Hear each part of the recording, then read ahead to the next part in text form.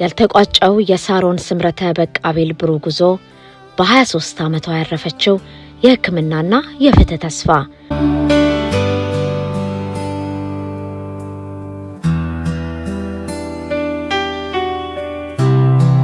የህይወት መጽሐፍ ገጾች ብዛት ሳይሆን በገጾቹ ላይ የሰፈረው የታሪክ ጥልቀት ነው የሰው ልጅ አሻራ የሚያስጠራው። ጥር 1 ቀን 1995 እንደ አውሮፓውያን አቆጣጠር ጃንዋሪ 9 2003 በሎስ አንጀለስ ካሊፎርኒያ ተወልዳ በሚኒሶታ ሜፕልውድ ከተማ ያደገችው ሳሮን ስምረተ በቃቤል በዚች ምድር ላይ የኖረችው ለ23 ዓመታት ብቻ ቢሆንም ጥላው የሰፋና ስሩ የጠለቀ የህይወት ዛፍ ተክላ አልፋለች። መጋቢት 5 ቀን 2026 በድንገት ከዚህ ዓለም በሞት ስትለይ ቤተሰቦቿ፣ ጓደኞቿና በልህቃቷ ያመኑ መምህሮቿ እጅግ ጥልቅ በሆነ ሐዘን ውስጥ ተዘፍቀዋል።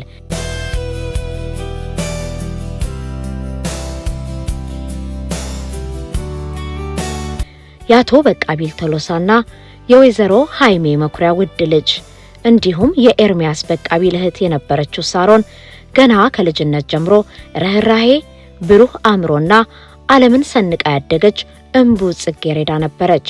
ከሟች አያቷ ካቶ ደርሶኝ አቦይ የተቀበለችውን የቤተሰብ ፍቅርና ጥበብ በልቧ አኑራ ዘወትር ወደ ቤተሰቦቿ በመጓዝ ጥብቅ ትስስር ትፈጥር ነበር። በገባችበት ክፍል ውስጥ ሁሉ ደስታን የምትረጭ በፈጣን የጨዋታ አዋቂነቷና በተንከባካቢ መንፈሷ የምትታወቀው ሳሮን የቅርጫት ኳስ መጫወት፣ ሙዚቃ ማዳመጥና ፒያኖ መጫወት ልዩ የትርፍ ጊዜ መዝናኛዎቿ ነበሩ። የሳሮን የትምህርትና የለውጥ ጉዞ መሰረት የተጣለው በዋይት ቢር ሌክ ሃይ ስኩል ውስጥ ነው።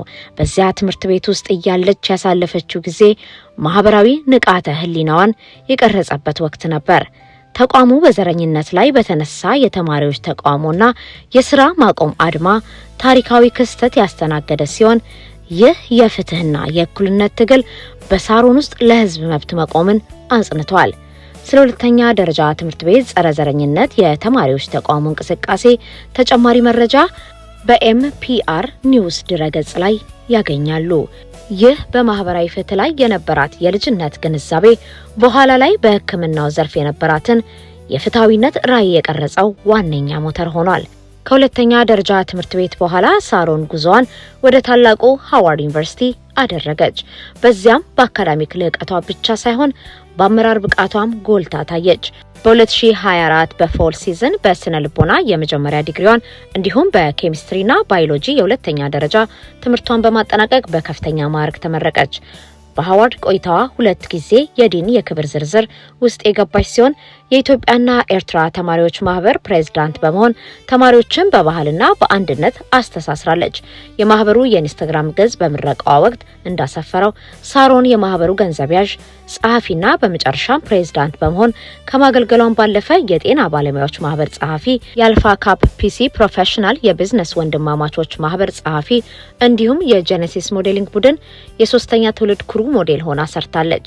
የትምህርትና የሙያ ጉዞዋን በዚህ የሊንክዲን ገጿ ላይ በዝርዝር መመልከት ይቻላል።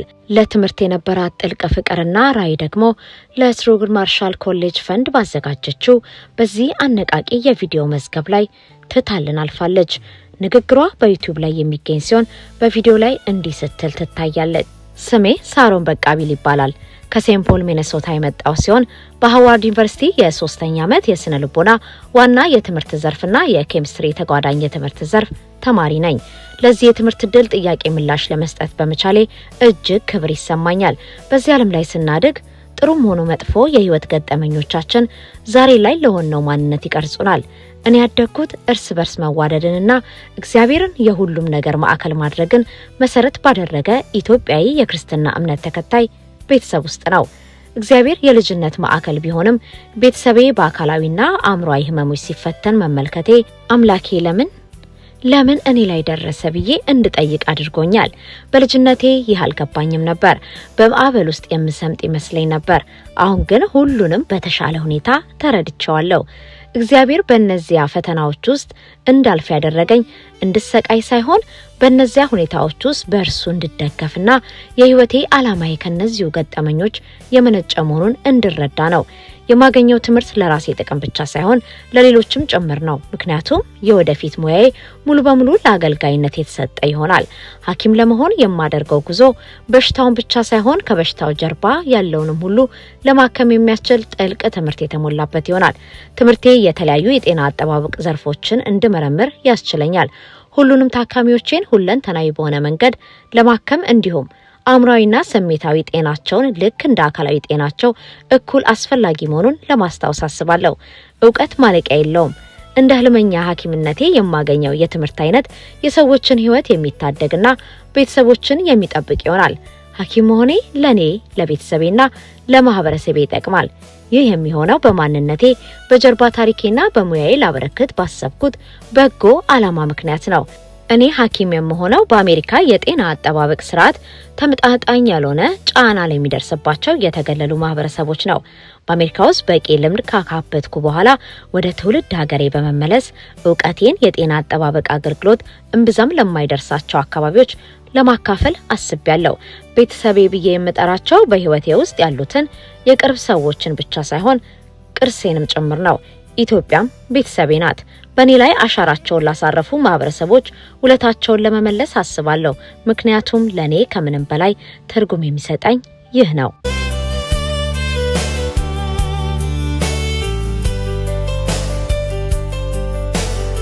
የሳሮን ህይወት ከሳይንስና ከምርምር ጋር እጅግ የተቆራኘ ነበር። በተለይም በጆርጅ ታውን ዩኒቨርሲቲ የሕክምና ትምህርት ቤት የሎምባርዲ ካንሰር ምርመራ ማዕከል ያደረገችው የክረምት ምርምር ልምምድ እምቅ አቅሟን ፍንትው አድርጎ ያሳየ ነበር። በዚያም የኤንአይኤች ሽልማት አሸናፊ ከሆኑት ረዳት ፕሮፌሰር ዶክተር ማርታ ዲጌ ጋር በመሆን በጉበት በሽታ ዙሪያ ጥልቅ ምርምር አድርጋለች። በወቅቱ ሳሮን ስለ ምርመራ ልምዷ ስትናገር በዚህ ክረምት የላቦራቶሪ ክህሎቴን በማሳደግ ዌስተርን ብሎት እንዴት እንደሚሰራ፣ ሴሎችን በተገቢው ሁኔታ እንዴት መንከባከብ እንደሚቻልና በአይጦች ላይ የሚደረግ ጥናት በጥልቀት ተረድቻለሁ ብላ ነበር። የምርምር ግኝቷ በፕሮቲን አገላለጽና በእጢ መጠን ላይ ተመስርቶ በአይጦች መካከል ያለው የጾታ ልዩነት በማወዳደር ላይ ያተኮረ ነበር። አብረዋት የሰሩት ዶክተር ማርታ ጌ ስለ ሳሮን ሲመሰክሩ ከእርሷ ጋር መስራት እጅግ የሚያስደስት ነው። ለመማር ከፍተኛ ጉጉት ያላትና አድማሷን ለማስፋት ዘወትር የምትጥር ብሩህ ወጣት ናት በማለት አድናቆታቸውን ገልጸዋል። በላቦራቶሪ ውስጥ ዶክተር ማርታ ለሳሮን ያስተላለፉት የህይወት ትምህርት በህይወት ውስጥ ችግሮች ያጋጥሙሃል፣ ነገር ግን ሁሉ ጊዜ መፍትሄ ማግኘት አለብህ። የፈለግከውን ውጤት ላታይ ትችላለህ፣ ነገር ግን ተስፋ ሳትቆርጥ ለስኬት አዲስ ስትራቴጂ መንደፍ አለብህ የሚል ነበር። ይህንንም ሳሮን በልቧ አኑራው እንደነበር ዶክተሯን ከገጠሙኝ እጅግ ተጽዕኖ ፈጣሪ አማካሪዎች አንዷ ናቸው ስትል ገልጻታለች። ስለዚህ የጆርጅ ታውን ዩኒቨርሲቲ የምርምር ቆይታና ስለ ዶክተር ማርታ ጌ ምስክርነት ይህንን የዩኒቨርሲቲ ይፋዊ ዘገባ ያንብቡ።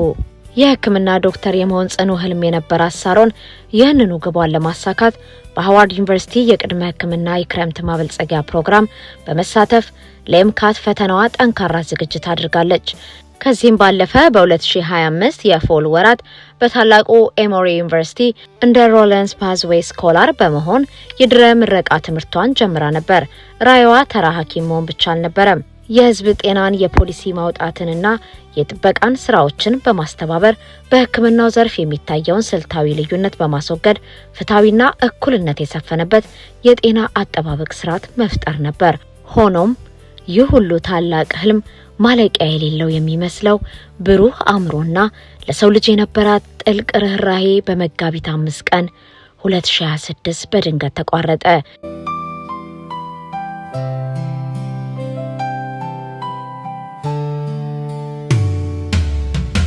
የሳሮን ህይወት እጅግ አጭር ቢሆንም በዓላማ በፍቅርና ሌሎችን በማነሳሳት የታጀበ የተሞላ ህይወት ነበር። የተወችው ትሩፋት በነካቻቸው ስፍር ቁጥር የሌላቸው ነፍሳት ባነሳቻቸው ህልሞችና ይበልጥ ርህራሄና ፍትህ ወዳለበት ዓለም ባባረረችው የብርሃን ጮራ ውስጥ ለዘላለም ሲዘከር ይኖራል። ለዚች ውድና ብሩህ ኮከብ የመጨረሻው የሽኝትና የሐዘን መግለጫ ሐሙስ መጋቢት 12 ቀን 2026 ከቀኑ 4 ፒኤም እስከ 7 ፒኤም ሰዓት እንደ አሜሪካ ሰዓት አቆጣጠር በሙለር ቢኤስ የቀብር አስፈጻሚ ሙለር ቤስ ፈነራል ሆም 2130 ዴል ስትሪት ኖርዝ ሮዝቪል ሚኔሶታ የሚካሄድ ይሆናል። የሥርዓተ ቀብር ስነ ስርዓቷ ደግሞ አርብ መጋቢት 13 ቀን 2026 ጠዋት 10 ሰዓት ሴምፖል ሚኔሶታ በሚገኘው የጽዮን ወንጌላዊት ህብረት ቤተክርስቲያን ዚዮን ኢቫንጀሊካል ፌሎሺፕ ቸርች 1632 ቻርልስ አቬኑ ከተፈጸመ በኋላ አስክሬኗ በሮዝላውን የመቃብር ስፍራ በክብር ያርፋል። ሳሮን ስምረተ በቃቢል በስጋ ብትለየንም የጀመረችው የሕክምናና የፍትህ ጉዞ ግን እርሷን አርአያ አድርገው በሚነሱት የነገው ትውልዶች ውስጥ ሕያው ሆኖ ይቀጥላል። ፈጣሪ ለቤተሰቦቿና ለወዳጆቿ ሁሉ መጽናናትን ይስጥ።